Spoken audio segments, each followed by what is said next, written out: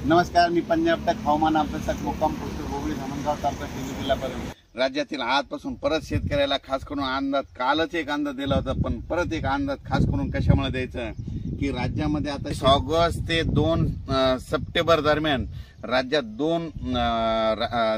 बंगालच्या खाडीमध्ये 2 low pressure तयार होणार आहेत आणि त्याचा पाऊस मात्र महाराष्ट्र आणि कर्नाटकमध्ये पडणार आहे. म्हणून हा अंदाज लक्षात द्यायचा.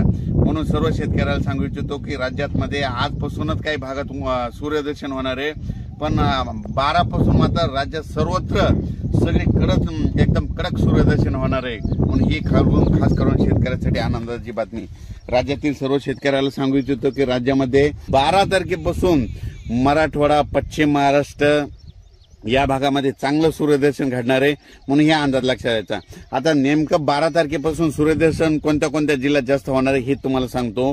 की सांगायचं झालं तर चंद्रपूर, यवतमाळ, नांदेड, हिंगोली, वाशिम, परभणी, त्याच्यानंतर लातूर, बीड, जालना, सोलापूर, उस्मानाबाद, सातारा, सांगली, तसेच पश्चिम महाराष्ट्र, त्याच्यानंतर नगर जिल्हा, त्याच्यानंतर नाशिककडे देखील होणार आहे, त्याच्यानंतर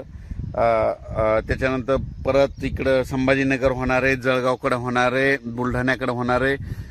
पण ह्या जिल्ह्यामध्ये चांगलं सूर्यदर्शन घडणार आहे. म्हणून हा अंदाज लक्षात द्यायचा. बरेच डाळिंब शेतकऱ्याचे फोन आले होते की त्यांना म्हणजे उन्हाची गरज आहे, म्हणजे त्याच्यामुळे त्यांच्यासाठी खास करून डाळिंब शेतकऱ्यासाठी ही खास करून आनंदाची बातमी. अचानक वातावरणात बदल झाला तर लगेच एक मेसेज दिला जाईल. धन्यवाद.